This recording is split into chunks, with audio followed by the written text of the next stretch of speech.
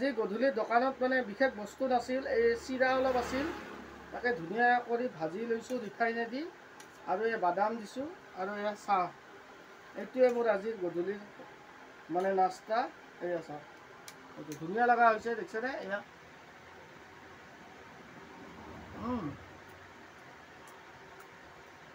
বঢ়িয়া হৈছে খাই।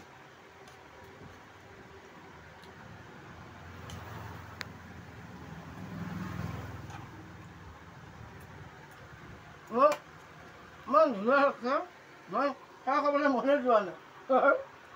অকল কিলো সেইটো সদায় শেষ কৰোঁ।